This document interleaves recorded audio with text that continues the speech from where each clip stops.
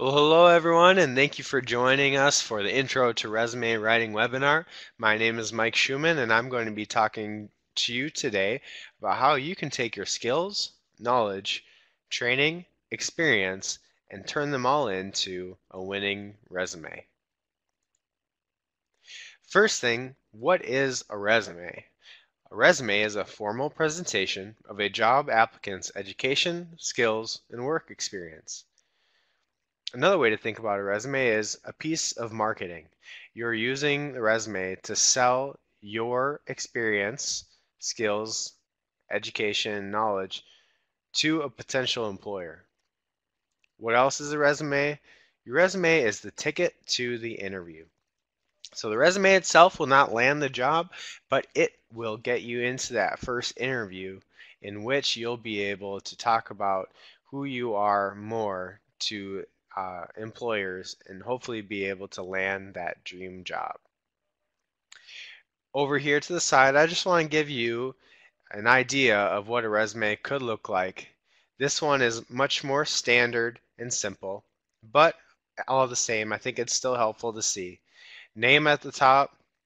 Here we have a variety of different categories ranging from career objective to core competencies, professional experience, education, additional skills. There are many other categories that we could use, and we'll talk about that in just one moment. What could your resume look like? There are a few different types. First, if you have been working as a professional for a while and have had lots of job experience, you might want to consider a chronological resume. This is one that focuses on the dates that in the positions that you have worked in, and it's in reverse chronological order. So your most recent job at the top, second most recent job after that, and so on and so forth. This highlights the different things that you've been able to accomplish in your workplace.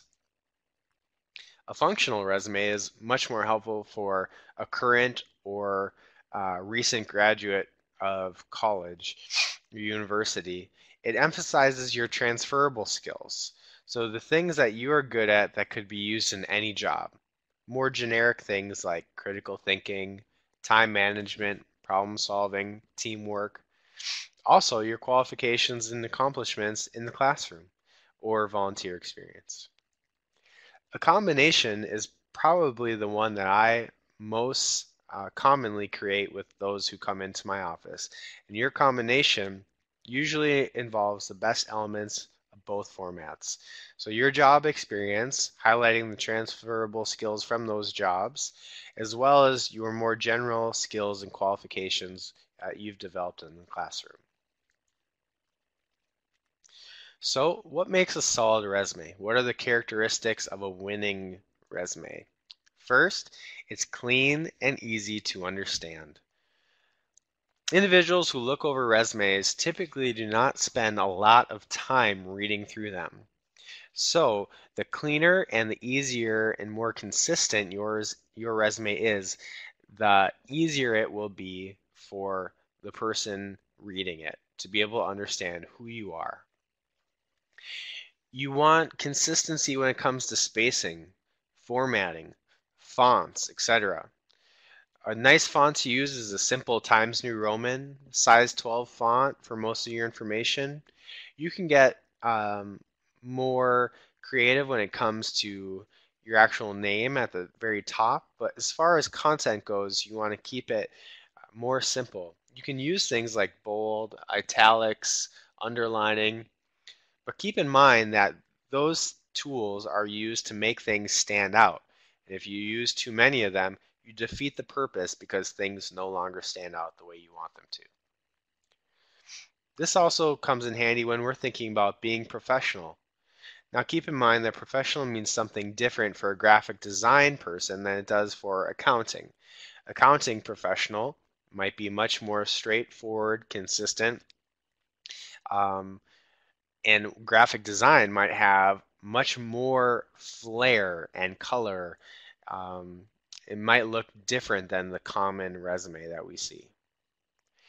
Now, generally, you're going to be in reverse chronological order within your categories. So if you have a volunteer experience category, You'll post your most recent volunteer activity, followed by your second most recent, so on and so forth.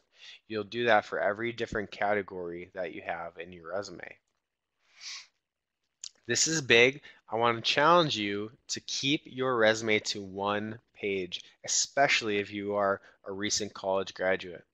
The only exceptions would be if you are a ministry major, or sometimes an education major, just because the student teaching experiences are so long.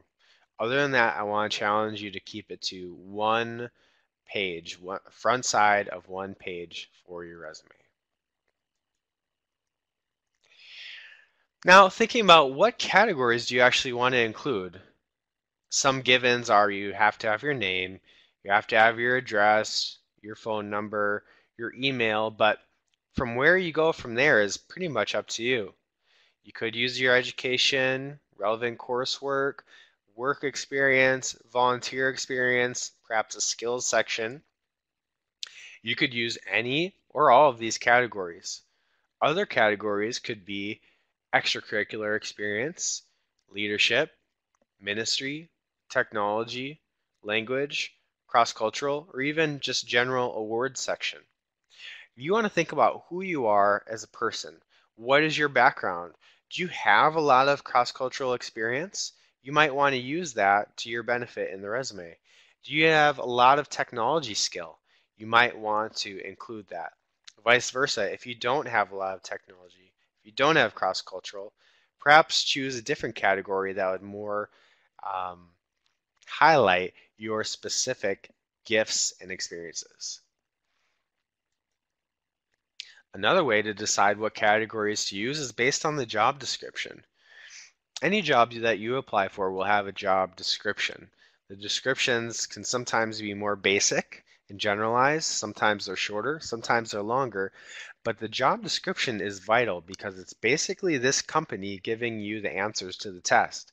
It's saying, listen, if we could create an ideal job candidate, this is who that person would be. And they would list all the characteristics. So what you want to do is look at the employer's desired uh, applicant, their knowledge, the skills, the abilities that they're looking for. Contrast to your own knowledge, skills, abilities, and find out where the overlap is. Whatever makes up the overlap is what goes onto your resume. You're showing how you fit the puzzle piece that they are looking for in their company. Well, where do you get that information from? Your volunteer experiences, your skills, your education. Oftentimes, we forget the things that we've been able to do in our lives. So, the biggest thing that I want you to walk away with from this webinar today is the concept of a resume buffet. Resume buffet sounds just like what you might think. It's a big list of the different things that you have been able to do in your life spread out for your picking and choosing. So you might have a section on work experience, volunteer work, extracurricular, education, skills, classwork. You might have other categories to include, but the resume buffet, when it comes down to it, is a document. It's either a Microsoft Word document, a Google document, maybe even handwritten. But what's nice about this resume buffet is, unlike a traditional resume, you can make this however long you want. It's basically a large bank of experiences that you can draw from when you are creating your resume. So let's assume that you've created this. You have a 7-page resume buffet document of everything that you've done in the last few years. Then you sit down and you look at the job description of the job you're applying for, trying to figure out what type of person they're looking for. And then you take a stroll through your buffet and you pick out things that you think would match what the company is looking for. Maybe you pull out something about your education in college. Maybe you pull out a couple extracurricular experiences you've had. Maybe the classwork is really going to be to your benefit. And you put all of these out, you set them on your tray, which becomes your resume. So you have this tray, this plate full of different things, um, but you need to think about how to take that content and order it, how to put it in a format. And the first thing you need to do is decide what is most important. What should be at the top? Just like in meeting a person socially, first impressions are most important. So the top of your resume is more valuable than the bottom of your resume. What should have the most detail? Let's say you include two different jobs on your resume. One was working at Cold Stone Creamery, the other one was working as a business intern. Well, most likely the business intern is going to be more impressive. So you might have a larger section depicting the details of that part of your life compared to the Cold Stone Creamery position. You also, unfortunately, need to ask questions such as what should be left off altogether. Doesn't mean that these are experiences that the company wouldn't be interested in. It just means that they're not the best, and because of that, they can't fit on the one page. Keep in mind, though, that those experiences can always come up in the interview, even though they aren't on your resume. One way to think about it is the resume is the movie trailer. It has just enough scenes and parts of the story to get a person interested enough to go into the real movie. And the real full-length movie is, of course, the interview. So your job is to make an exciting trailer exciting enough that they are going to pull you in for the interview. One other thing I want to talk about are skill phrases. You can see this is a zoom in of Jane Smith's resume, and you can see a lot of bullet points. Let's look at this one, for example. Administrative assistant at 3M. And here we have 4 bullet points, and these are exactly what we're looking at, skill phrases. Read and analyze, conduct research, coordinate and direct, prepare invoices. These skill phrases sum up the more impressive things that Jane has done at her company. She doesn't need to tell me everything that she's done. She instead wants to tell me the things that she thinks the employer would be interested in. So the accomplishments that she's been able to have. There's much more detail I could get into, and we'll be posting another webinar on this called Advanced Resumes. But for now, I just want you to know about a few general things to keep in mind while writing skill phrases. First, your more significant experiences should have detail. Let's go back to my example from before. You're including 2 different jobs on your resume. One was a job working at Cold Stone Creamery. The other one was working as a business intern. Maybe for the Cold Stone Creamery job, you only have one skill phrase to describe what you did because it might not be as impressive as the business intern. Vice versa, the business intern might have 4 or 5 skill phrases to describe everything you did because it's more applicable to the job that you are wanting. Skill phrases begin with and include an action verb. If you're no longer doing the job, that action verb is in past tense. Following the action verb is explaining what you did, and following that, how you did it. So verb, what did you do? How did you do it? Here are 2 examples. Verb, demonstrate. What did you do? I demonstrated attention to detail. How did you do it? I demonstrated attention to detail in administering medications and performing assessments.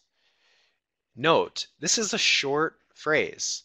It gives us just enough information to understand what I did.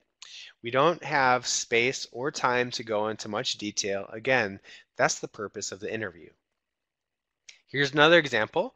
And right away I can tell this person is no longer doing this job because it's past tense verb. So action verb, performed. What did you do? Well, I performed statistical analysis. And how did I do that? I performed statistical analysis using SPSS software. Those are just a few examples, and again, we'll go into more detail when it comes to the advanced resume writing webinar. To close out, I just want to show you two other examples of a resume, just so you know that not every resume has to look exactly alike.